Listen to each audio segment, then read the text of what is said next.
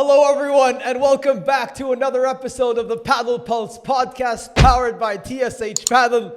Chingalan get the job done in Miami to defend their throne in the 305. Beat Coello back to back.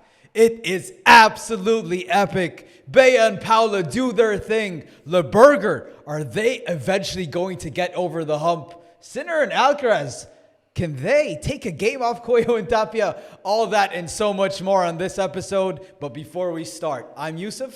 Hi, I'm Ismaeel. Hola, I'm Haroon. This is Padel Heaven. This is Padel Heaven. Augsburger has fully arrived. He is the man. He's the man. He's the best player on the left in the world right now. He's walking off like it's nothing. He's walking off like it's nothing. It's so disgusting how amazing that was. Like, you can tell that you're enthusiastic. You guys are helping the conversation move along, especially in English, which I think is very needed. We have Miguel and Nuno. Welcome David Howe. Welcome Gonza and Nico. Welcome to the podcast. See if I was in. Medina Murphy with us here today. Coach Nacho Porto. Vamos, vamos, vamos. An absolutely amazing end to the Miami P1, guys. Chingotto and Galán take down Coello and Tapia in 3 epic sets to lift the Miami P1 trophy yet again. Haroon, you backed them this tournament. You believed that they were going to get the job done. They prove you right. They raised that trophy yet again. Your thoughts on the ones, the onlys, the Chingalan People's Champion. Chingalan, Chingalan, Chingalan, Chingo. Woo! What an amazing performance. Awesome, awesome, awesome. Is this not amazing Padel? Is Chingo and Ali Galán not amazing? Ali Galán Galantico. Super Raton Chingotto. Absolutely amazing, guys. Like, I'm really so happy about this win. And I told you before, that Chingalan do not take losses well. They get angry, they get feisty, they go back and study. When they lost before, they lost last year to Leburger in Riyadh. What did they do? They went back to the lab and studied, and then they came out and won Miami. What happened? They lost before, they come back and they take down Coello Tapia in Miami to back their title, to defend their title. They didn't beat Coello Tapia last year, and there was a knock on that championship. They weren't able to beat Coello Tapia there. Did they steal a title? But they didn't steal it. They earned it fair and square, and they went through Coello Tapia, who beat an amazing Leo Osberger and Juan Lebron, who was an absolute beast there that they faced. Oh my God, this is unbelievable, guys. I was so happy about this matchup. Amazing Padel from start to finish. How amazing was it that they were down 5-love in that second set, and it looked like, oh my God, is the momentum completely shifting out? And they said no. They came out and they broke, and then they ended the set decently, 6-3, but they were ending with some good momentum. They entered the third set with high energy, with intensity, with conviction and confidence, and they did it. And that's, woo! I'm still on that high because I was watching all those, like, wow. So clutch that they had to be in that final set in the end. So clutch to break at 4-3. Oh my God, amazing. I love what I'm seeing here. They crushed everybody. They crushed Javi Barahona. They gave them 6-1, 6-love. They crushed Yanguas and Stupa 6-2, 6-2. Nobody had a chance. These guys, when they come prepared, it is really, really a tough challenge. Oh my God. What did you guys think? Ismaeel, Haroon has some high praise for them. What do you have for them? Of course, I have nothing but high praise because last year they were not able to best Coello and Tapia for most of the matches. They did turn around towards the end of the year, but now they're 2-1 against them this year. They need to get a lot of credit for that because they don't have the firepower and physicality of Coello and Tapia, but man, oh man, do they have the heart. And today, Chingotto just willed them to this victory. Unbelievable. To be down 5-love in that second set and absolutely looked cooked. And then to find a way to fight back, steal momentum, go into that second set, and then take the lead 3-love. They essentially had a 5-game momentum change from the end of the first, end of the second to the third. And yet they still lost all the momentum again because it was 3-all. Because Coello and Tapia found a way to break back. And I just felt that Chingotto was just amped the whole match. The way he was so vocal, he was screaming at Ali Galán, getting him fired up. Usually Ali Galán is the leader and the voice of this team. But today, no, it is. They go as far as Ali Galán goes. He's the leader of this team. But today, it was about Chingotto. Chingotto was the heart. Chingotto was the motor. Chingotto was the voice. Chingotto was everything that they needed to find a way to overcome this victory. Even on the bench in that final set, you heard Coello and Tapia's coach saying that it's about who wants it more now. It's not about anything else. It's not about that. You need to not be afraid. It's about who wants it more. You need to give it your all. Chingotto and Galán gave it their all. And Chingotto allowed Galán to find his best form because, as far as I'm concerned, Galán in that final set was brilliant. He was brilliant, tactically brilliant. He didn't miss the smash. It's automatic. Once it goes up, it's automatic. It must come down. It was unbelievable. I love to see that fight. Even though I did have Coello Tapia winning, I did feel that Coello Tapia maybe were a little bit gassed towards the end because they did also have to face a very physical Leburger match before coming into this. But the performance coming in, they've always been convincing going into the final. They handled Stupa Yanguas. They mopped the floor with Stupa Yanguas with all due respect. But that performance in the final, and they had the heart in the first set, even though Galán wasn't in his best form, I would say. Second set, they lost all momentum, but Chingotto's heart, all that heart, that fire, that animosity, that just absolute corazon. Chingotto, man, it was beautiful. I love to see that type of fire and camaraderie from a team on the court. Unbelievable. I love it. I share those feelings, Haroon. It was joy to watch. It was unbelievable. It is a joy to watch. You know what's also a joy to watch? Because in the beginning of the season, you said that LeBron and Ausberger are going to be a bigger problem to Coello and Tapia in 2026. This year so far, 3 times Chingotto and Galán have faced up against Coello and Tapia. They've won 2 of them. They've won the past 2. 3 times Leburger have faced Coello and Tapia. They lost all 3 matches. So far, Haroon, Chingalan and your pick are looking better than my pick of Leburger Chingotto and Galán ending as world number 1. You know, this is the big prediction I have for the year, and this is a great way, especially that this was a P1. Very important that it was a P1. Yeah, it was a P1. Very important. Gijon was a P2, which was no, you know, it's not the best win, even though it's a great win. Especially they beat Coello and Tapia in the final in straight sets, but this was a big one. But that being said, the second thing that I absolutely loved in this match is because after that 7-5 first set, Coello and Tapia, you knew that these dragons were going to wake up and they were going to fight. And they came out, and that's exactly what they did. They punched them in the mouth. They gave them everything they had. They turned into the Coello and Tapia steamrolling mode that they always do, going up 5-love. And you would expect maybe it's over because Galán lost his smash by that time. His head was in the ground. The negativity on his body was so apparent. But the person right next to him showed positivity throughout that entire time. And while Galán's head was down in the ground, Chingotto's was up in the air. And he kept giving him and feeding him positivity, feeding him confidence.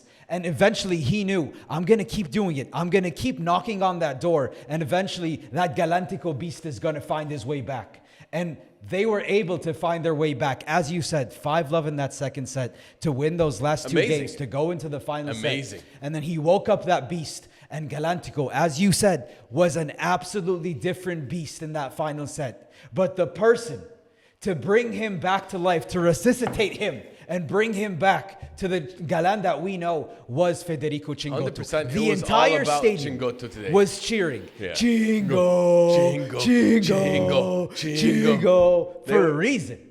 Because Chingotto had the biggest heart on that court. He is the shortest, but he was the tallest when it came to the belief, when it came to the confidence, when it came to the fighting spirit. And that is why I love Federico Chingotto. That is why he is a role model for all paddle players in the world. And that is why he should be always rated as high as we believe he should be. He is a superstar. Today was another reason why. Miami P1 in the books. Galán was spectacular, but Chingotto was the heart and soul of this team. Today was all about Chingotto, man. I just loved how vocal he was.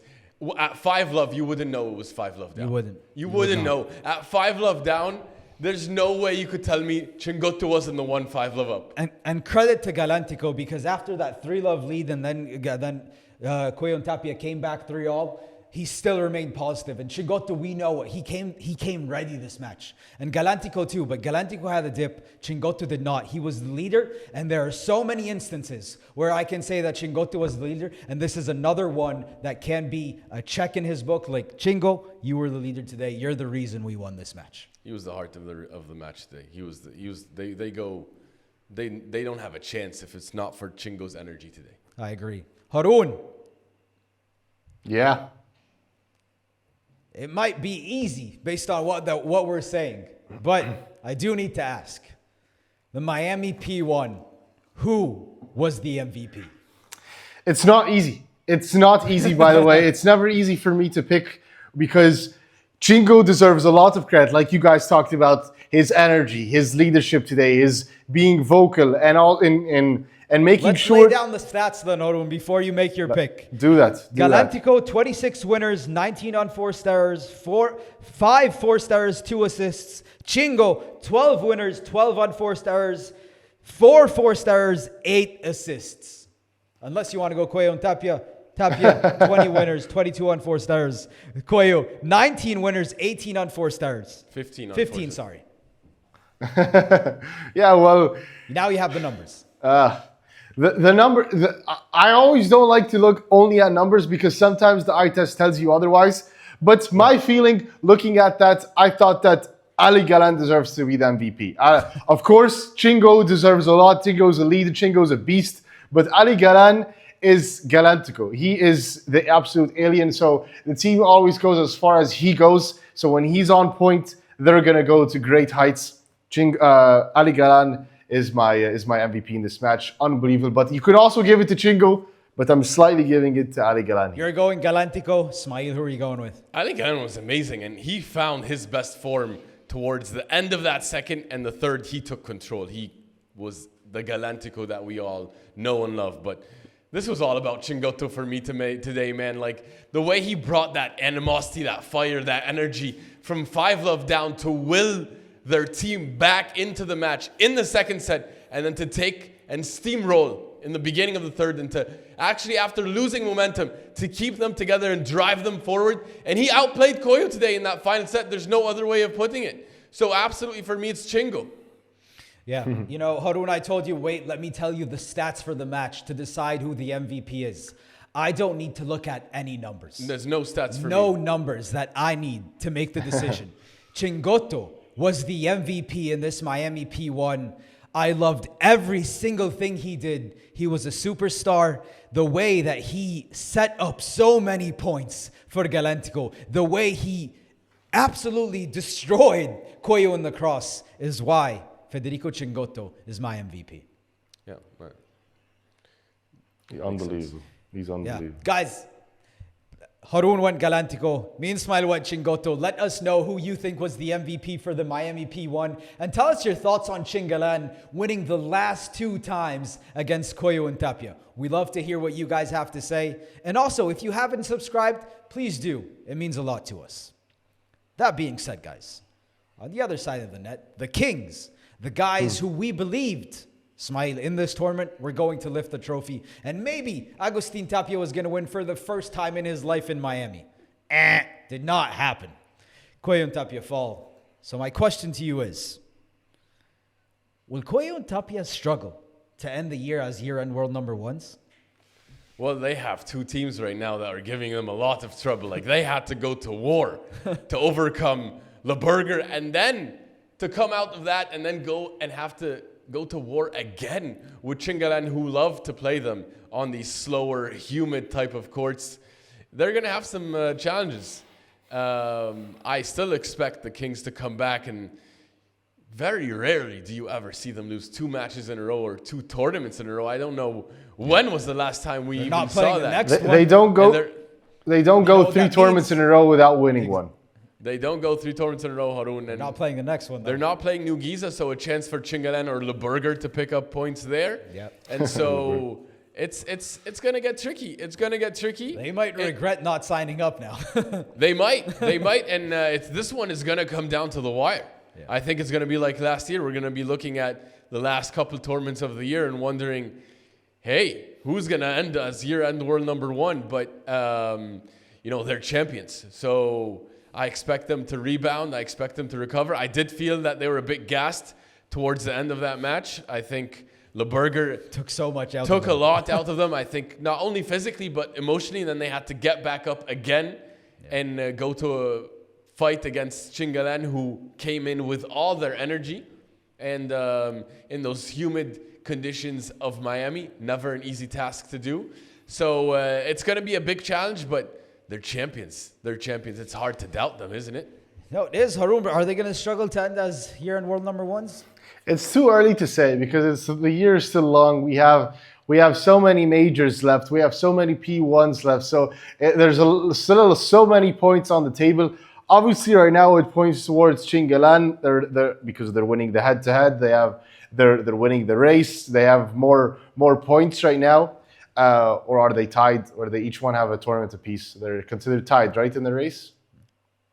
They have one P1, P2, they're P1, P2. Each one has a P1, P2. Well, I think it's still too early to tell. I think that, they're going to have to prove it a little bit more. I don't think that they're going to struggle. These signs are not showing that signs of struggle yet because they always perform so well. Coello and Tapia, there are lots of tournaments where they just dominate and they go on winning streaks. They don't lose so often. So I don't think they're going to struggle yet. Their signs are not there. It's always easier, and ask anyone who's been to the top of the mountain, any sport, it's tougher to be the hunted than the hunter.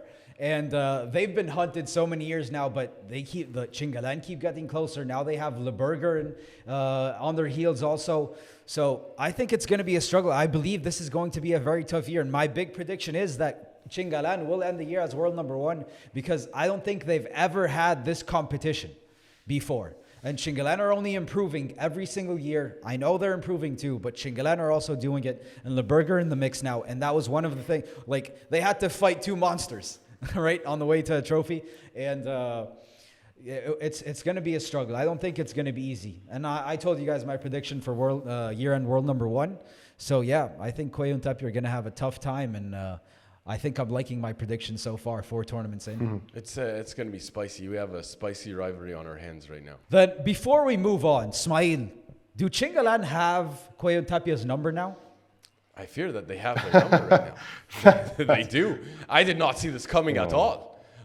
Now they've won the last 2 matches against them, and they did not look uncomfortable in that final set. In the first set, they were right there.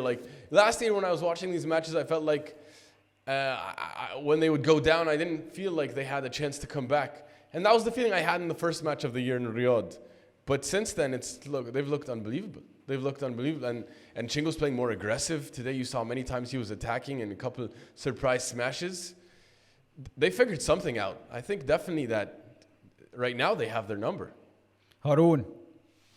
No, I don't think they have the number. I think it's a rivalry. I think it could go both ways. It's a 50-50. It's a coin toss. That's why it's so fun. That's why it's the classical matchup. I don't think that the seesaw is completely flipped over. So it's a 50-50 for me. Yeah, I also don't think they have their number right now. As you said, Haroon, it's I know it's 2-1, 2-0 in the past 2, but that's trying to really look at. When have they ever won 2 matches against Coello Tapia? We've seen it last year. Milano P1, I believe, and then the FIP World Cup. That was the only time. And okay, they've done it again. And in 2024, they had 2 wins in a row. Yeah, so we've seen it, but that doesn't mean they have their number. The season is long, and I like my prediction, but do I believe it's going to come true? I hope, but never bet against the Kings. But anyways, guys, let us know.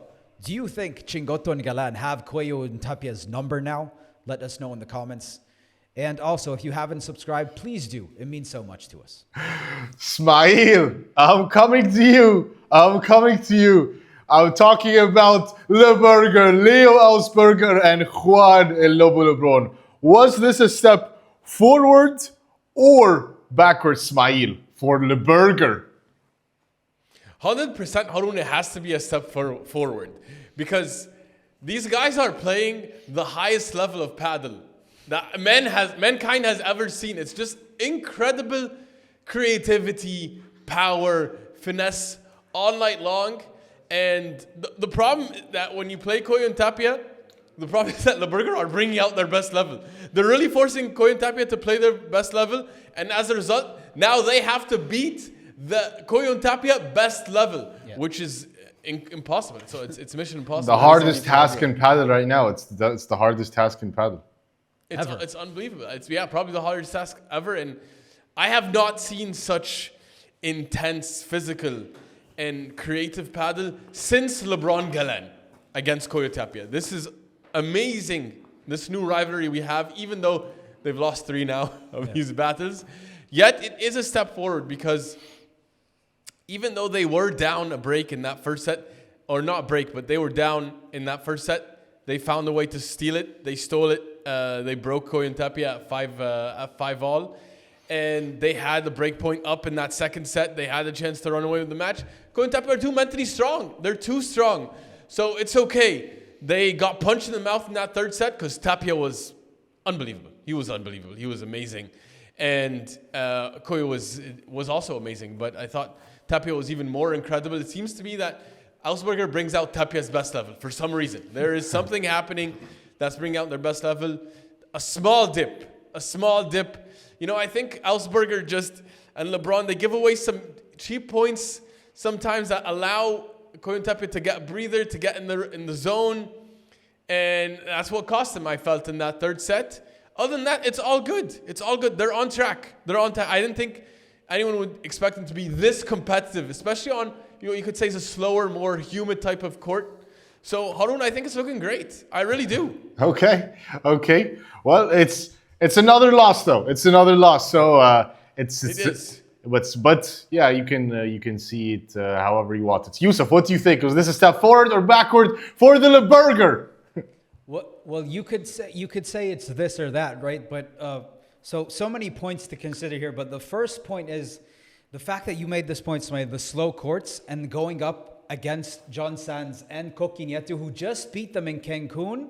And on slower conditions, they bounced back perfectly. They amended all the mistakes that they had. And they were very confident. And they were very dominant. They dominated them, Yousef. That's a great point. From the first round until losing in the semifinals against Coello and Tapia. Yeah. And the second point, and I do know that there is some criticism to Juan Lebron for how he was acting in that final set. And I do know why. I believe I do know why. Because in this match, they were the better team. And like when you're watching, you feel like they have them. Yeah. They have them this match. This is the time where they are going to get the job done. And the way it slipped away, in the second set they got broken, then that set slipped away, and then in that third set right away to get broken. They felt like, oh my God, like we had a break point in that second set, and then that's why Juan Lebron felt like this was our time. Yeah. And when it didn't happen and slipped away and the Kings took over and won the match, that frustrated him. But I don't think... That's a great point. Also, I think LeBron played his best match for those 2 sets. I cannot add more to what you said about the level. The level is spectacular. I dropped a video after the match saying this is the best level of Padel we've ever seen and we need to cherish it. It is the best level of Padel we've ever seen. But Juan Lebron he felt like it slipped away. And that's why he was frustrated. And I am a bit critical of him because you're the leader of the team, as we said. Leo Elsberger continues to show us that he's improving. Every single match, Leo Elsberger has improved massively. Yeah. Not just improved, massively. And the Leo Elsberger I saw in Riyadh, even though they took him to a final set there, is completely different Leo Elsberger from the one I saw today in Miami. 100%. You said because this is a slower court and doing this to Coello and Tapia. And also I think the chemistry between LeBron and Elsberger is really, really starting to mesh really well because you can see they're anticipating each other's movements. They're switching sides, by the way, quite often, and they completely are at ease with that, and they're playing through it. They're playing very well, and they're starting to anticipate what the other person is going to do. Also, LeBron is, in this match, in this tournament, I thought he was giving Augsburger more smash room than before. As you are saying, I think it's looking great from that point of view. So to conclude, it is 1,000% a step forward, even though you could say this is their worst loss yet. Even a final set 6-2 was their worst loss yet. They forced Coello and Tapia to bring out their best. They brought out their best. We saw what Augsburger said afterwards. He said, Lobo, I'm with you. I will die for you. And I don't care what anyone has to say. And if anyone has anything to say. I love that energy. I love this energy, Yousef. This team is looking great. This team is looking stellar. I wanted them. I believed that they were going to win this tournament. And if they did, I thought they were going to go all the way. But this is another step, Haroon, in the right direction. I am not going to look at the negatives, only the positives. Love what I'm seeing from Leburger. Can't wait to see what they do in the next tournament, Newgiza. Haroon, I don't know how you can see it any other way. I'll tell you how I can see it. I don't share the same sentiment you guys do. I must say, I'm going to start off by saying this is amazing padel. It's so beautiful to watch. The level is unbelievable. Great. I would definitely pay money to watch that match. However, top dollar. Would pay top dollar. I'd pay top dollar to watch that. I was so envious of the people that were watching that live yesterday. Like the fact that you could see all those points, and between every point, I was watching the match alone. I kept screaming "wow" at the screen just on my own. It was that insane, Haroon. Yeah, it was insane. So I have to give them their flowers, all of them, all four of them, and especially the Burger because they're unbelievable. They're improving, but I think this is a step in the wrong direction. I think this is a step backwards. Although Leo Augsburger is improving, and you can see he's becoming more consistent. He is improving his maturity. He's playing a little bit more dynamic. Like sometimes it was like power, but you see like his defense is improving, his maturity is improving, especially in... He's playing more slow bandejas, Haroon, at times, the gun show at times, like he's placing with slower, like... The defense, and his defense, I was mind blown with his defense. Incredible defense. Yes. I feel like he's really mastering now the defensive side of the game, and I think Tapia is forcing him to bring that best level, and I think El Lobo is really fixing him tactically, Haroon. Yeah, for sure. They're so smart, and he's obviously improving his padel IQ. But here's the problem. Lots of buts here. Yeah, I know. I can't wait to hear your butt. I'm so excited to hear it. So here's the problem. First of all, Coello and Tapia are unbelievable. Coello and Tapia they complement each other so well. Coello is somebody that's super consistent. He's always playing at A minus level. Tapia is obviously a genius magic, and he's streaky. So they always balance each other out. If Tapia's not playing so well, Coello plays great, and he makes sure that they're playing at a really elite level, even if Tapia dips sometimes. However, when you're on the other side, Leburger, they're both the same. They don't complement each other. They're both amazing or bad. And that final set, to me, that was a bad final set. Bad way to end it. For love to start to the third set for love, that's really bad. So many unforced errors. Although the energy from Leo Augsburger was good, I did appreciate it and like it. LeBron was making too many unforced errors, and it's like if they're not perfect, then there's no way to do it. Okay, sometimes they have some comebacks, but it's like you have to fight. In my opinion, you have to fight for me to believe that this is a world number one project. It is a team that will challenge Coello and Tapia. But here's another but. The element of surprise. Coello and Tapia are so smart. And by the way, people forget when Chingalan partnered up in the beginning, in the end of 2024, they were dominating that matchup against Coello and Tapia. They partnered in the beginning of 2024. No, it wasn't. No, it was in the middle of 2024. No, it was in the beginning. After Acapulco tournament, which was 3 tournaments into the season. Okay, sure. It was around April when they partnered, if I remember. Okay, like tomato.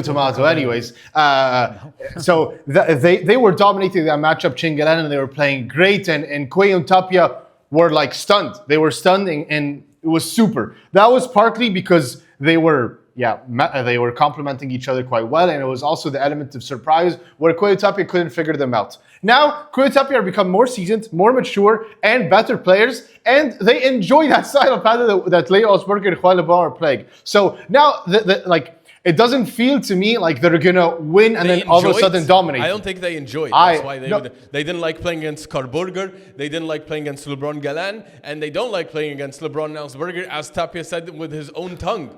So no, they don't enjoy it. Sure, they're giving best level. They're giving Chingalan, they eat Chingalan for breakfast for most matches, and as we saw, they dominate that rivalry. Sure. Now it's more favored towards Coello Tapia, but I think it's gonna slowly favor towards Coello Tapia more and more, and these matchups are gonna start to become more and more of like straight setters because Leo Osberger is improving, but LeBron is amazing right now, and I don't think he's gonna all of a sudden become much better. He's making mistakes. He still feels like he's a perfectionist, and he suffers from this hero syndrome. Has to do the great shots sometimes, and that costs him a lot. It costs him dearly, and it costs him that final set, and then it costs him the match, and then they get frustrated. So they're both. There's not like one guy is stone cold calm, one guy is like super fiery that they can come times like I pick you up and then what up. I don't think that's the case with Leo Osberger and Juan I think Lebron. Leo Alsberger is a pretty calm guy. I've never seen Alsberger agitated on the bench. He's I've not. never seen him not cool, calm on the bench. He's somebody that he gets frustrated, and sometimes he's not. I wouldn't consider him an ice cold guy. He's a courageous guy. He's not so emotional, but I feel like he is emotional like LeBron is emotional. So to me, when I see them, I think it's amazing paddle, so beautiful. But in terms of and this is a step forward to them, that final set to me was really bad signs. I didn't like it, and I feel like it wasn't a good loss because it felt like it's either the best, it's either we're gonna shock them and destroy them and play perfect paddle, or we're gonna lose. So that to me, I didn't see. I don't know. I don't agree with that. Okay, so this is a project that they're building, correct? The project is to become world number one, and that doesn't happen overnight. It doesn't happen over 3 tournaments or 5 tournaments. It happens over an entire year, maybe 2, maybe 3. That's what they're building towards. What they discovered after this match is even if we're playing better, even though we have the upper hand, even though everything looks like we have the momentum, these guys are going to continue to fight. And when they fight and they punch back, we need to be ready to punch back. What they found out is that Coello and Tapia, from the first point to the last point, they are going to be locked in. They are focused from the beginning to the end. And if you have a dip, it is going to affect you. And you can't expect them to roll over. They do not roll over, which is a valuable lesson that they learned. LeBron learned it. And by the way, and Alsberger learned it. That's what they learned. This is something that they will add. Like, okay, even if it looks like we have the upper hand, we're feeling good, we have the first set, we're doing everything, and it looks like a win is coming our way, you have on the other side these beasts that never give up, and at the same time they are locked in and they won't give up. So you're going to have to stay locked in as more than ever, and you can't let your foot off the gas. So I believe it's just something new that they learned about themselves and about going up against Coello and Tapia, which is why I think, which is great, because that means there's more room to improve, not the other way around. I think that's a fair point from Haroon in terms of the mental toughness. That's what they learned they have to do. They learned it because now it's the same story. They win the first set, they lose the next 2, right? This is now 3 matches in a row, but I felt like this match they were much more in control. The second set in Riyadh, did they lose that set? Maybe, I don't know, but what I know about for this match is that they were in control and then they took their foot off the gas. I think like LeBron and Alsberger, but especially LeBron, a lot of unforced errors in that third set. So yeah, I agree, Haroon, that cost them. And that he allowed that to cause him so sorry, but Riyadh, they won the second set. Yeah. They lost the first set, won the second set. Yeah. So, not the same story every match, but 2 matches now in a row they had the first set, right? So, I think this is a valuable lesson. I think they're going to grow from it. First of all, LeBron mentioned it on his Instagram after the match. He said that he was bad in the third set, like a tough third set.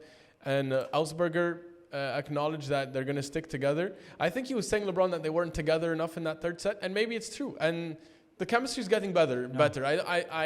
I'm really optimistic. I'm really, really optimistic.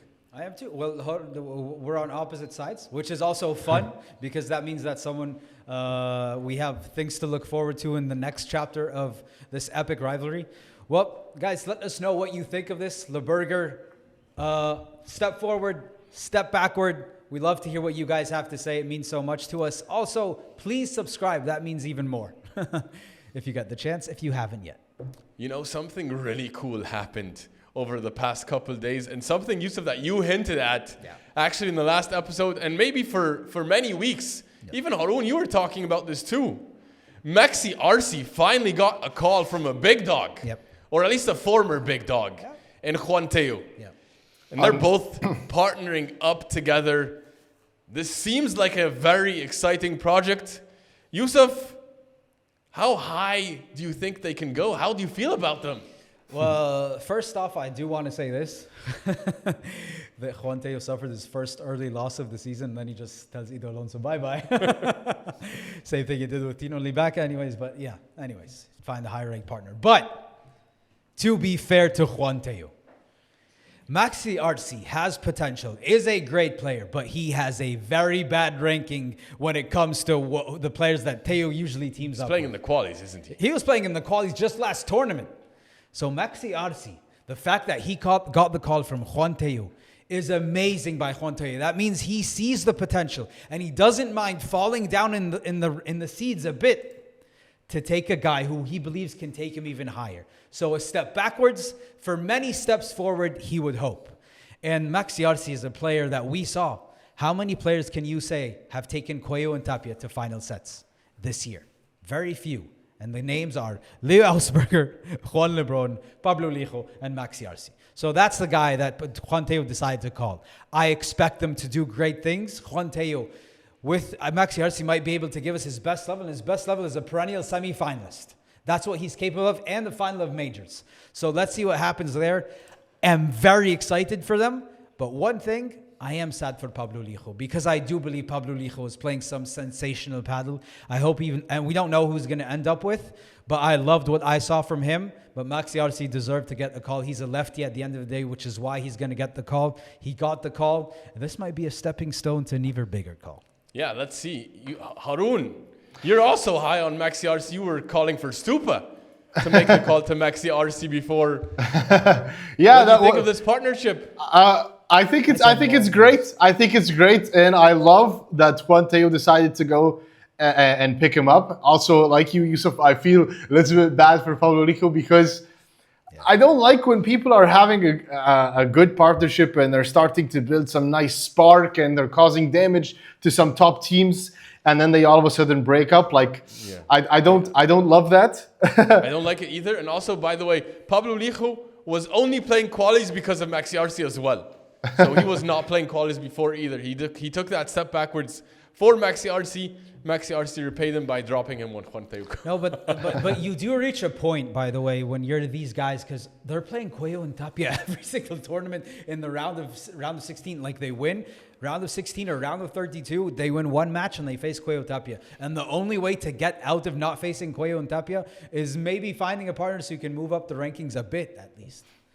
Yeah. Well, Maxi Arce's also been improving. His ranking has been picked up some points this year, so it's not going to be a total disaster like taking somebody completely off. But I think that this is going to be dangerous because Juan Tello, remember what he did with Tino Libac, like somebody that has this variability, this feistiness, this power also, and creativity. I think that that's something that Juan Tello did well with. So I think that this is going to be a nice partnership. They're going to complement each other because Maxi Arce is going to need a nice seasoned player, veteran, also somebody that has some good ranking.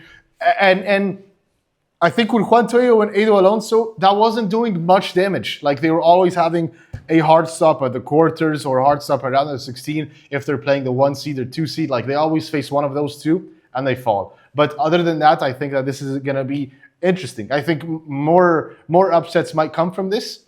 And I don't know if they're going to be able to be better than higher ranked than when Juan Tello and Edo Alonso were in terms of ranking, but I think they might have better performances. Like they could maybe sneak up to go to semi-final or something, maybe one time. If not, if Coello Tapia are not playing, like something interesting like that could happen. Yeah, I don't know how high they can go. It's definitely going to be very fun to watch. Arce is a very spicy player. You pair up with Arce because you feel that he can challenge Coello, essentially, right? And when he played with Stupa, what did they reach? Was a quarter? Yeah. I think they can be perennial quarter finalists. No, but going up against the Momo and Dineno, against the Fran and Paquito, you give them a chance, right? I mean, he already had a chance with Edu Alonso. Is Maxi Arce that much better than Edu is the question. And lefty. He's a lefty, which is a problem mainly for Coello, I guess. He adds more. He's going to give you more. I think he'll win more points for you. Yeah. I think they have a chance to be perennial quarterfinalists. I don't know if they can go so much further, to be honest. I don't know if they can beat the top dogs. But at least consistently. I think he'll have a chance for one or two semis. I don't know if they can go much higher. No, we'll see. We'll see. But it's definitely interesting. Definitely very interesting. I'm excited to watch them. People are hyped about Maxi Arce, and they expect him to be a very, very good player. And I guess the call to Tello is gonna maybe it's pressure. But anyways, we're gonna find out as soon as the Brussels P2. But a team that is supposed to be a perennial semifinalist is Stupa and Yanguas. So they made it to the semifinals in this tournament. Eventually losing to Chingalan, I think I'm trying to find the word that's not that's respectful, but let me go with dominant fashion. They lost to Chingalan in dominant fashion. But I don't know, Ismaeel, are Stupa and Yanguas making any progress? On paper, at least they beat who they were supposed to beat, right? Because they weren't making all the semifinals to begin the year. So no, they were not. At least making the semifinals is a good sign of progress. However, when I see them against the Chingalan, I really feel like they have no chance. Like, with all due respect to Stupa and Yanguas, I'm watching that match, I feel like they really have no chance. And our interview and conversation with Sven Bule of Otro Nivel, when he's talking about Stupa needs a new partner, it really came to mind because I felt like Yanguas was so fearful of that matchup with Chingotto.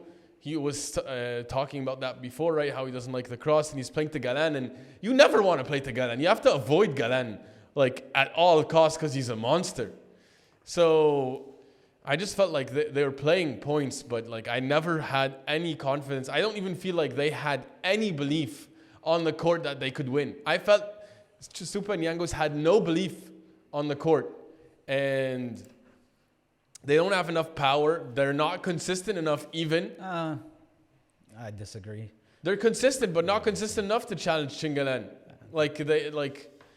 They don't have enough. They don't have enough to challenge the top guys. Are they making progress? It's one step forward, but right now I see no way for them to beat the other top three. I see no way. Haroon, it's another semifinal, but it's a 2-2 loss to Chingalan in an hour. Are they making progress? I'm not as harsh as Ismaeel is. I don't know why he hates Yanguas so much. I don't hate Yanguas at all. By the way, I love both players, and I want to see more from them. But I felt like there was no heart on the court. I didn't feel, or no options for them. Also played a really tough match, just less than 14 hours before that against Momo and Dino. Maybe, but anyway. Maybe yeah. Haroon, they did have your thoughts? A long match. I love Yanguas, by the way. I think Yanguas is a fantastic player, and I think it's only up for Yanguas. Yanguas just needs, he's just always getting stuck with somebody that is, I think he needs a better partner. Stupa, unfortunately... Stupa is the fourth best player on the Stupa, left. unfortunately, is the ceiling for him. So as high as Stupa goes, that's how high he goes. To me, Stupa unfortunately, makes it that to is. finals, Haroon. Yes. Stupa goes to finals. Stupa last year was in finals. Stupa was winning tournaments. Yes, I was high on Stupa, and I was the first to give credit to Stupa, and I was the one that was championing that team with Stupa and LeBron But right now LeBron left, so he's gone. So it's if it's just him, everybody in front of him is better. So there's nothing Stupa does better than anybody ahead of him. That's the thing. I think there are things that Yanguas does better than people ahead of him, but so it's a mix. So he has some things that are better, like but Stupa, he doesn't defend better than anybody ahead of him. He's not more powerful than anybody ahead of him. He's not more fit than anybody ahead of him. I think you can make an argument that he's a great defender. No, you can make that argument. He's better than everybody below, but he's not better than anybody ahead. Yanguas, I think, for example, Yanguas competes with first of all Chingotto and Tapia and Coello. Chingotto and rallies though. But he's also I think it's a sign of respect sometimes, and it's also he's younger, so he's still developing. He's not going to say, oh yeah, like I'm better than Chingotto. So there's a little bit sign of respect, in my opinion. I think Yanguas, although you disagree, Yanguas is more aggressive. Yanguas is a better right side partner to have than he's somebody that you definitely want to snatch. So I think the problem is with Stupa. And they're all, in terms of progress, no, they're not going to make progress in terms of they're going to beat Galán or Tapia. They're never going to beat them. Never. They're always going to stay where they are. So they're not going to make progress. They're just going to be consistent where they are. So semifinals. You're putting all the blame on Stupa. Yeah, so I think they're not going to make any more progress. They're just going to stay as is. They're an elite team, but that's it. Yeah, well, Yousef, I don't know where. Well, I forgot. I didn't even. I've been listening to you guys. I didn't even answer the question. Stupa Yanguas making progress. What's progress? What's progress? Because if progress is making it to semifinals, then Mike Yanguas has 15 of them in 2025. Stupa has, I think, the same, maybe more. So I told you this is Coquinetto Mike Yanguas 2.0. I don't see any difference. So you guys say Stupa is much better than Coquinetto. Okay, well, I don't see it. I don't see that big gap that you guys are talking about. I think it's the same team over and over again. I don't know big gap, but he's better. They're not. To what extent is it like? Is it going to even affect any outcome? Is it like he's going to? I thought it would affect outcomes on slower courts. Why?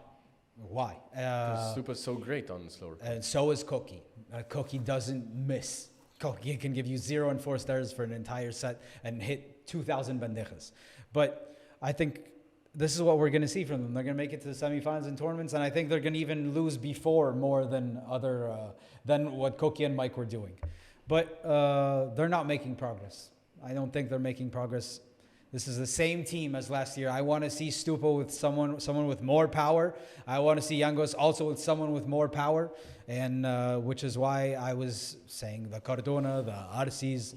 As long as both of these guys are going to be in semis, none of them are moving. Exactly, they're not moving. They're not players that take risks. They're not ready to take a step backwards, to take 2 steps forward. You know who is though? Juante. Stupa and Yanguas are not players to take risks. I know they're not, and they don't take risks on the court. They don't take risks off the court. Which is why I don't see any progress. I see this is going to be the same. You're going to see semifinals. You're probably going to see losses before. You're not going to see finals from this team, unfortunately. I don't know. I'm not that high on this team. I told you guys in the beginning of the year, this is a team I probably see splitting up, but it remains to be seen. That's my We're going to find out, aren't we? Yeah. Guys, let us know. It's an awkward situation. I don't know. Maybe you guys know. Let us know in the comments. Stupa Yanguas, are they making progress? Are they not? And also, please subscribe. It means so much to us. Well, you guys, Stupa Yanguas is an interesting conversation. But this week we have an even more interesting conversation because we were lucky to have the Miami Open in tennis and the Miami P1 at the same exact time. And I guess it's becoming a tradition. Carlitos Alcaraz loses in Miami and finds his way into the Miami P1 and always watches some paddle. We know he plays some paddle. Obviously, he's Spanish, so he knows. He has close friends that play the sport on a professional level. He was asked, if you and Sinner were to go up against Coello and Tapia, who wins? He said, we would win, of course. And obviously, it was jokingly. And then they asked Coello and Tapia. Alcaraz said he can win. What do you guys think? Tapia said if he wins, we would be in big trouble as the guys who are ambassadors for Padel. And Coello answered the question, said, there's no chance. He can say everything he wants. There's no chance on a tennis court. That's a completely different story. We won't win there. But on a paddle court, they stand no chance.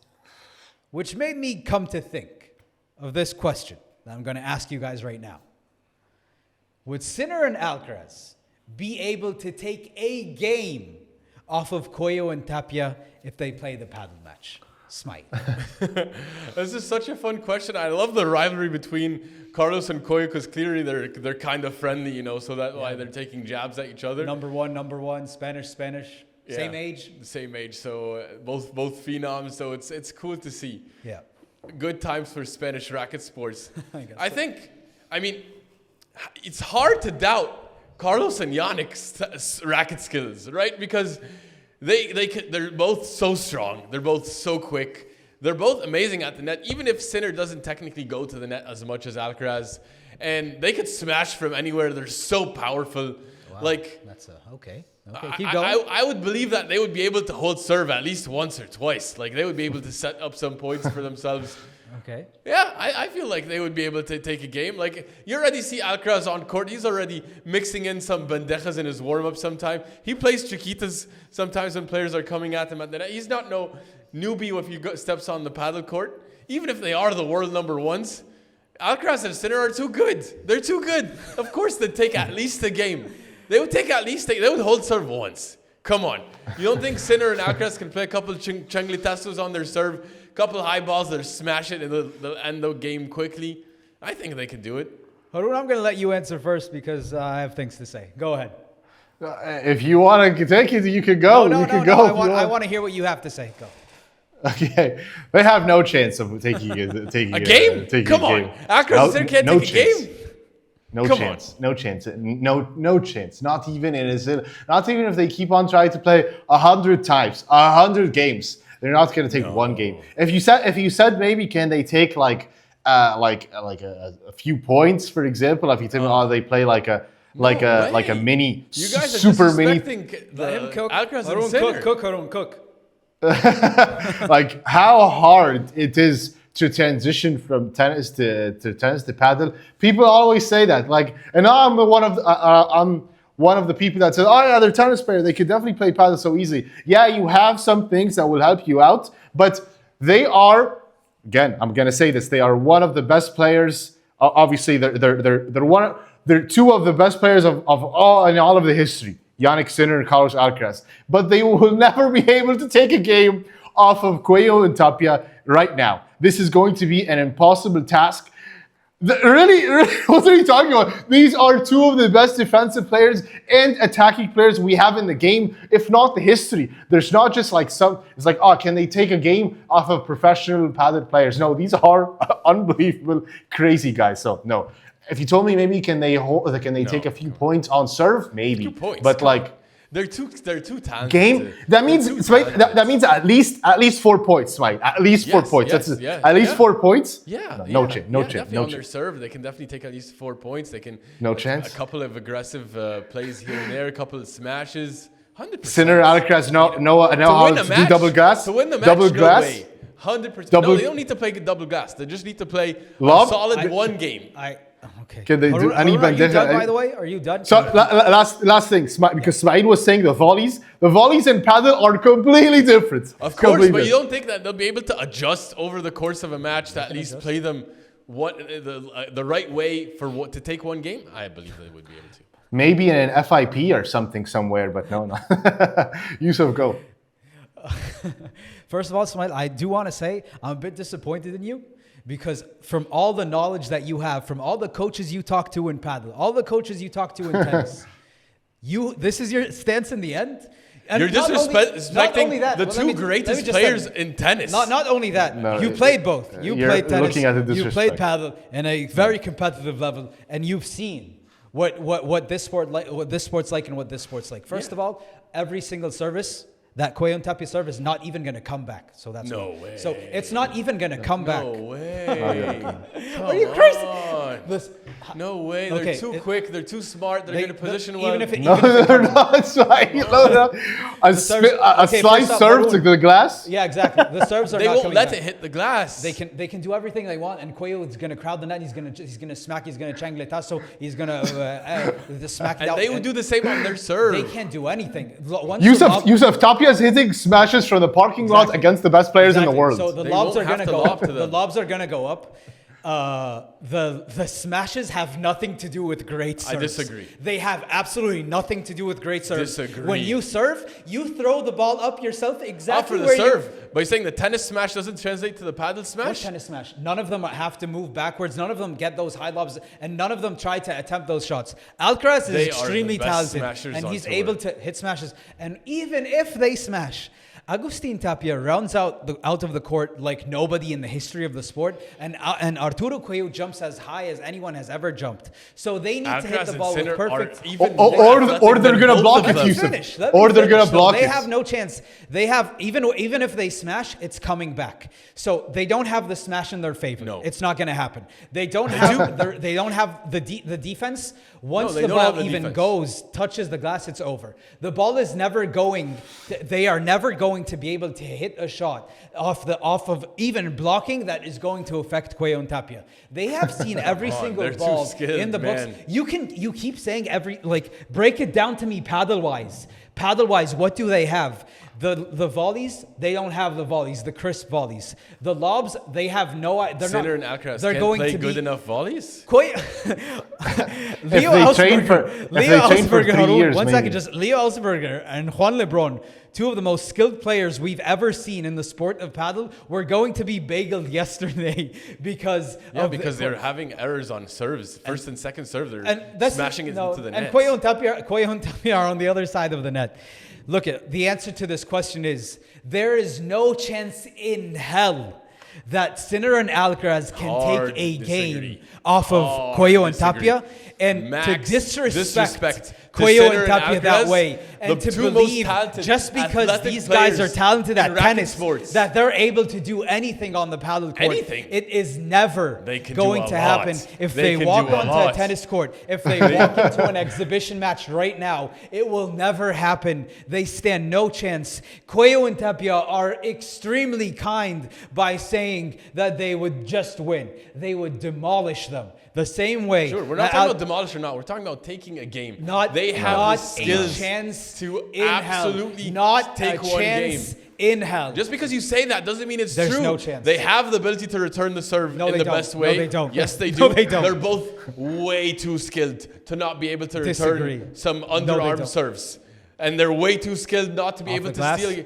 Off in the They're middle. not going to let it hit the glass. And they're also so quick that they'll be able to recover even if they want to go glass and then tee, which is the classic combo. They're also they're the best at blocking. They're going to be amazing at blocking. They won't be able to be intimidated. They're not going to be backed off from the net. And if the ball goes up, they're going to smash it.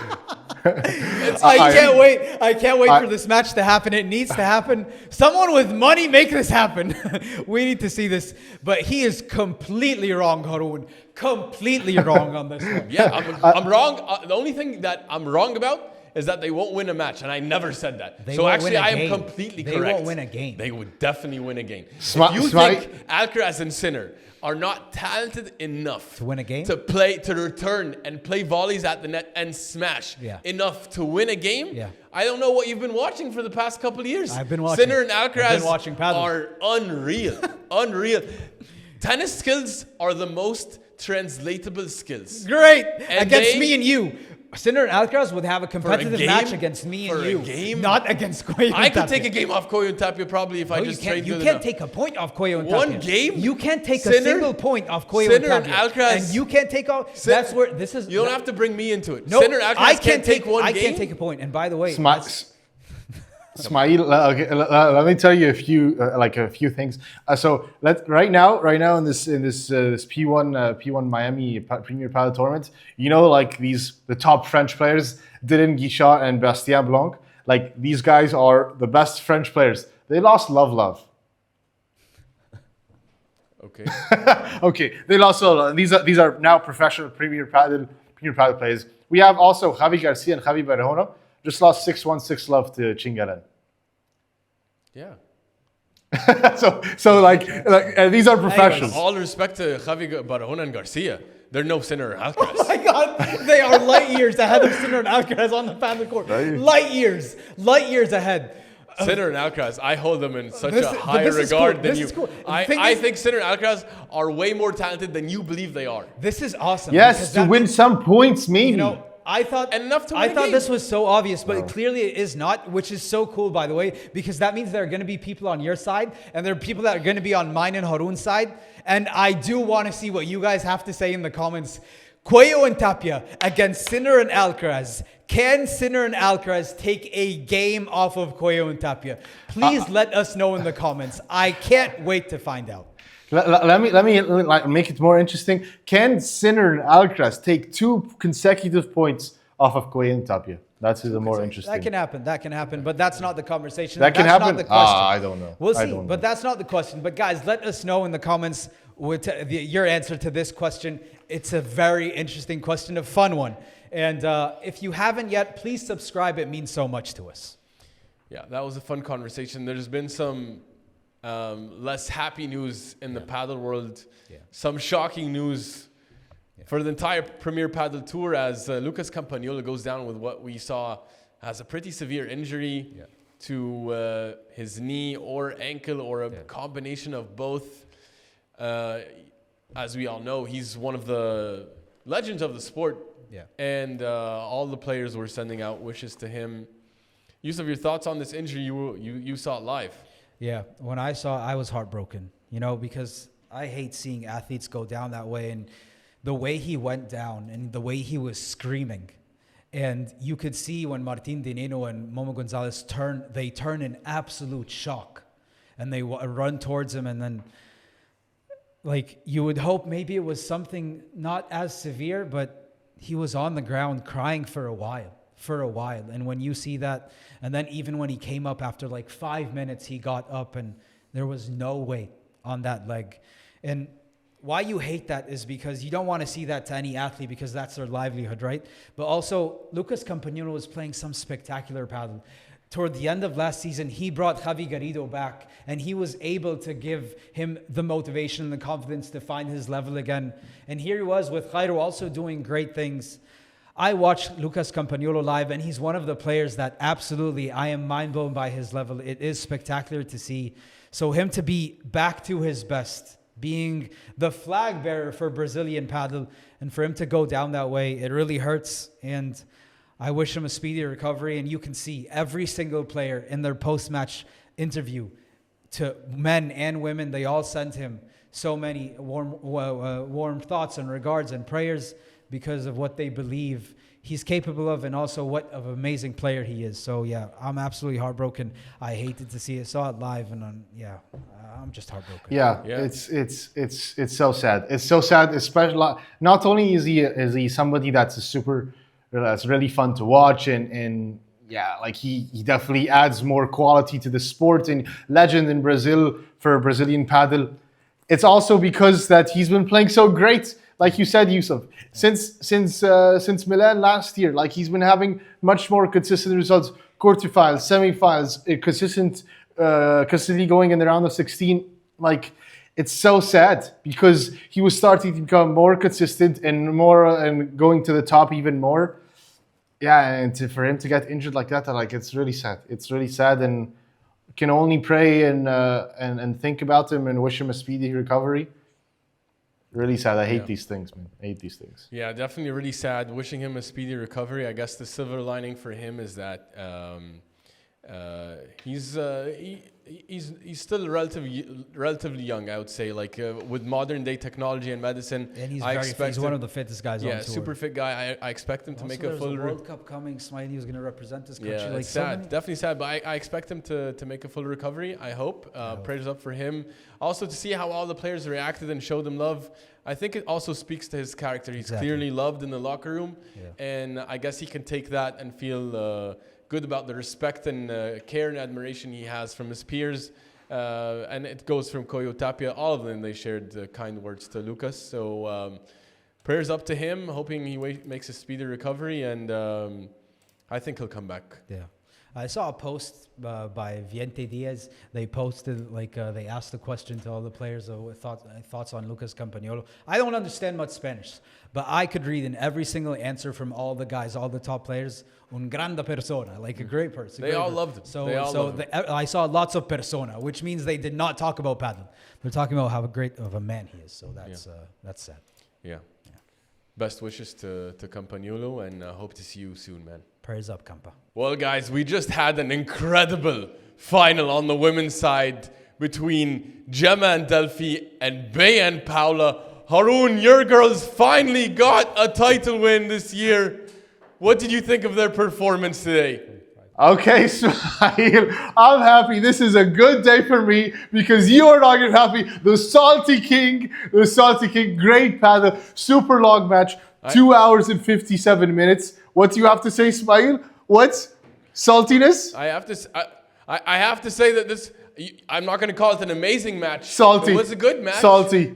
Very long. Saltiness. Not an amazing Saltiness. level. Not an amazing level. Really coming back from 5-3 down in the final set. Coming back from clutch. That was clutch. Indeed, that was clutch. Super. I have to give it to them. That was clutch. Super clutch. By the way, now they haven't won anything. Bea and Paula, and when everybody was talking about it, us were talking. Okay, this is the next world number one, and then the confidence started to be a problem, and looks like, oh my God, Delphi and Gemma are taking over. No, psych. 5-3 down, come back, win the set, take the set 7-5, take the tournament, take the P1, and put yourself in a great position now. Now they are the team to fear because they unlocked it, and the chemistry is now forming. They're becoming more consistent, and they're becoming more. I'd say the chemistry is still not looking great. Salty, you're just so salty. It was a nice tournament win, but the chemistry. You're just so salty, Ismaeel. I'm sorry. You're just so salty. This is 3 hours. I'm telling you, the chemistry. Even just look at how they hugged after the end of the match when they won. They didn't even know where to go. The chemistry is still not there, brother. The chemistry of hugging is one thing, and chemistry on the court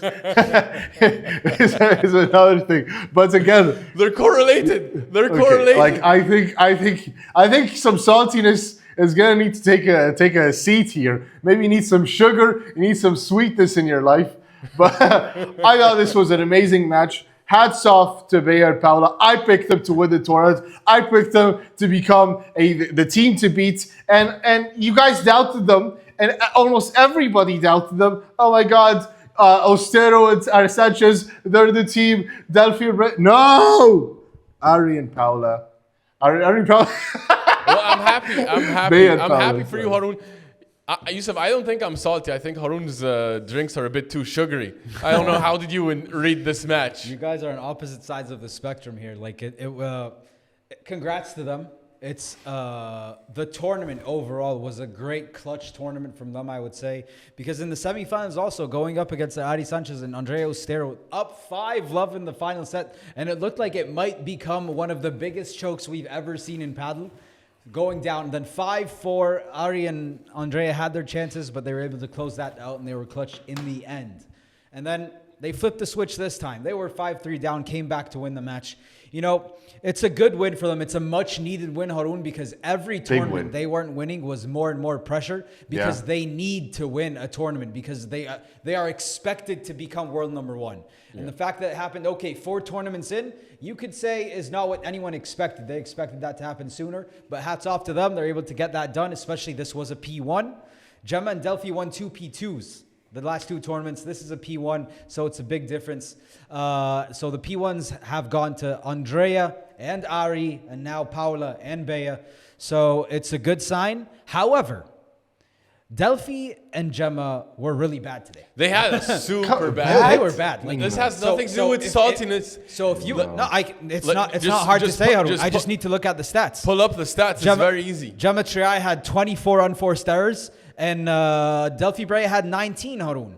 And so those are, you never see 24 unforced errors from Gemma Triay, the GOAT. You never see that. By the way, just to put that in perspective, Gemma today, 21 winners, 24 unforced errors. Yeah. In her last tournament final that they were playing against Bea and Paula, 32 winners, 11 unforced errors. Exactly. She was on a different planet today. She had a super off day. Delphi Only 11 unforced errors last time. And when you add to that the fact that they only beat them 7-5 in the final set on a very off day from the Queens, you know, if I'm the Queens, I'm looking at this like they barely beat us when we were at maybe I would say a 5 out of 10. So this is one of the worst matches I've ever seen Gemma play. I agree. The stat sheet is lying to you. Even so, no, I was watching. I was not like I'm watching. I'm like Gemma. I picked her to and win. Delphi, like they were both really off, but like, Gemma was not it. But you know, I think Delphi maybe her errors came towards the end of the match. I think she cost them probably more of that match in the end. Although she did save the match points. Gemma made uncharacteristic mistakes, and we have gotten used to such a high level from her that when we see these, we're absolutely shocked. But that's just the level that she is. She's the GOAT for a reason. But, you know, good job, Bea and Paula. It's a good win. It's a much-needed win. 3-headed monster at the top of women's paddle. 4-headed monster. 4-headed monster? Who's the 4-headed monster? Who's the fourth? Is that Araujo? 3-headed monster. yeah, I'm just making sure that I'm on the right path here. But, you know, it's good. We need them to win for the game. And but am I super convinced? I'm not super convinced. Good for them. But the match was super long. The match was 3 hours, so obviously the points are long. Yeah, and making unforced error in the end does not mean that, oh my god, the level was so bad. It means that the point was so grueling, and that she was forced to make an unforced error in the air. It's kind of like a unforced error. No. Like it's there are forced errors and there are unforced errors, and there's unforced. Yeah, but it's then how do you define an okay? But two things can be true at the same time, Haroon. To be fair to Bea and Paula, they were clutch in the end. I think Paula especially was more clutch, and she forced Delphi into some tough decisions. And Delphi had a couple of uncharacteristic errors. She was forcing the play a little bit, and that's because Paula forced her. So I want to give credit there where it's due. However, the quality of the match overall, because the errors were not just in that final set, the errors were all throughout the match. Gemma and Delphi were having a really bad day in terms of level, and you know, I think that contributed a great deal to them losing, especially that first set. They came out so off. And so, I thought for this last two sets, Paula and Bea didn't have the level to keep up with Gemma and Delphi. But in any case, it's good, like you said, Yousef. We have now more competition at the top. We needed to see this. Now a little bit pressure off of the shoulders of Bea and Paula, and let's see how this looks in going into the next tournaments. It's going to be much more fun now as we move into the next phase of the season. All right, it's time to make your MVP picks now, fellas. Yousef, who was your Miami P1 MVP on the women's side? You know, it has to be, it was close. It was close. But, you know, I said Gemma and Delphi, they had a tough time today. But on the other side of the net, Paula and Bea did not have a tough time. And I'm going to go with my girl, the one that I believe is the best paddle player on planet Earth, and that is Bea Gonzalez. Haroon, are you backing Bea? Bea, great. She has a great match, but I'm going for Paula Josemaria. I go for, when I look at who are they playing towards more. So who is Gemma trying to target more? Who is Delphi trying to go for more? I felt they go for Bea. So I felt that Paula Josemaria, they were trying to avoid her because she's so dangerous. To me, she was the MVP today. Paula Josemaria. Wow. All right, well, I guess I need to break the tie. I did not feel that they were targeting Bea more than Paula Josemaria. Actually, I felt like Delphi and PJM were in a lot of mano-y-mano fights there. And that's why I think, because Paula was more clutch in the end of the match, even though Bea was great, I think I'm going to give it to Paula here, just because of her performance that allowed them to squeak out that comeback from 5-3 down. I thought she was great. I'll give it to Paula Josemaria. Great. Okay. Love it. That's fair. Guys, let us know who you have as the MVP and for the Miami P1 on the women's side. Let us know in the comments. And please don't forget to subscribe. It means so much to us. Now time to move on to one of my favorite segments, and that is Overreaction or Not. Based on things that happened this week, I'm going to tell you something, and you let me know. Is this an overreaction? Is it not? Let's do this. Let's go. Haroon, Leburger versus Coello Tapia are giving us the highest level of Padel ever. Overreaction or not? Overreaction. I'm going to have to call overreaction on this one. Yes, it is amazing. Yes, it's beautiful to watch. Yes, they're so athletic. But I have to call it's not the highest level Padel ever. It's great. Recency bias. Coello Tapia versus Chingalan was unbelievable. Coello and Tapia versus Leburger was also unbelievable. Tapia said there's some debates there. I'm gonna call overreaction, not ready to make that claim yet.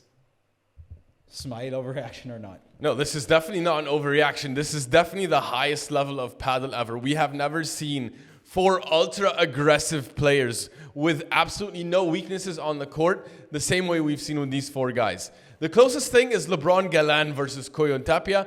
And even that, I don't know if it matches the aggression and the creativity we're seeing from these guys. Yes, Chingalan matchups are amazing. However, they don't have the competition or the creativity that we're seeing right now from these 4 when they step on the court together. So that's why I'm saying it's not an overreaction, Yousef. Yeah, I'm going to agree with you. I think this is not an overreaction. What I have been seeing from them, I have never sat down in front of a screen and watched the match and said, wow, that many times. So that to me alone is how I am going to evaluate this. I watched all the Clasico matches. It is spectacular paddle, but it has not wowed me the same way these 4 playing against each other has wowed me. So for that reason, it is not an overreaction. That's sweet. Next one, Ismaeel. Tello and Arce will play in the Barcelona Masters final. Overreaction or not? Ooh, it's close, this one. And I think Tello at the moment is out of it, actually, as his current ranking. And that means he would have to step in, and he would have to step in with his partner. I'm gonna call not an overreaction. I think that right now, the way Momo Gonzalez and Dineno are looking, I think they might be in trouble as the season progresses. I think Tello and Arce can be perennially quarter finals. They can get big through. I think Yousef, not an overreaction. I think they can do it. Haroon, not an overreaction or overreaction? No, I'm going to call overreaction on this one. Unfortunately, with Padel, the rankings don't really change that much. And unless there's some crazy, silly season where things start to go for the worst, where people get worse off, I think it's going to be very tough. And they're both already far from the top 8 teams. I'm going to call overreaction on this one. I want it to happen, but I don't think it's going to happen. Fair point. You know, it's a team with lots of potential, and we believe that they can do many things. I believe they can eventually be multiple-time semifinalists, but just the gap is so big. It's huge. So I am going to say this is an overreaction. I don't think it will happen this year, at least. I'm hopeful, but you guys are probably going to be right on this one. The last one, Haroon. Bergamini and Garrido will be the next top team to break up. Overreaction. No, it's an overreaction. Why? They just went some turmoil against they had to leave Dubai and travel to Oman and come on, man. This is some little crazy things happening these past few weeks. I think they're gonna be fine. They're a great team. They made finals before in Newgiza together. This is a great team. This is an overreaction. I'm going to call overreaction. Even though they've had 2 very bad losses, I think Bergamini really loves Garrido. And if you remember when we were watching them play live in Newgiza, there's a real bond between these guys. And like you said, Haroon.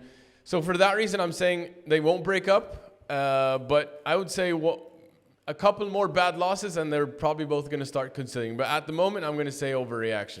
Yeah, I'm also going to say overreaction. Also, the fact that the next tournament is the Newgiza P2. So that's a get-right tournament for them, maybe. So, and, one good tournament can keep you guys together for a while. So I'm going to say this is an overreaction. Bergamini and Garrido are going to stick together for a while. Well, guys, that was our overreactions or not segment. Let us know what you think. What was an overreaction? What was not? Let us know in the comments. And also, if you haven't subscribed yet, please subscribe. It means so much to us. Well, we like to keep it 100 on this show and be transparent and let you know where we were right and where we were wrong. Let's start off with where we were wrong on the women's side. Well, Yousef, you had Ari Sanchez and Ustero, and you were wrong there. I had Triai and Brea. I was wrong there. And for me, where we were right Haroon, you came through with your pick. Bea and Paula finally got their first title Multiple of the year. plural. Well done. You were correct on that one. Haroon always needs to hype himself up on these picks, but you had it right, so I give you credit. On the men's side, where we were wrong, I had Coello Tapia. I was wrong there. Yousef, you had Leburger. Fun pick, but you were wrong there. Haroon, you had Chingalan. You were correct on your picks this week. So well done there. Yes. 100%. Well done, Haroon, this week. I know that's going to make you a happy person for until we shoot our next episode, so enjoy it, my friend. I told you Bea and Paula. I told you Chingalan. Listen to me next time. Listen to me next time about Chingalan becoming world number one by the end of the season. Okay, that's that. Time to make some new picks. Let's go. Newgiza P2 coming up. No Coello and Tapia, but on the women's side, everyone's going to be there. So, Haroon, my question to you. Who you got winning the Newgiza P2 on the women's side? The same ones that just won the previous tournaments in Miami are the same ones that are going to win Newgiza. Bea and Paula again. Bea and Paula again. You don't like it, Ismaeel. I know you don't like it, but Bea and Paula are going to lift the title. Ismaeel. Yeah, that's a fair pick, but Newgiza is a tournament where we see surprises. Yeah. It's a tournament where you need savvy, composed, talented players. Give me Ari and Ostero to give us a nice surprise in Newgiza. I like Ari's composure, calm, collectedness, and I think Ostero is going to shine in Newgiza. Well, the great players, usually when they have a bad day, the next one is usually a really good day.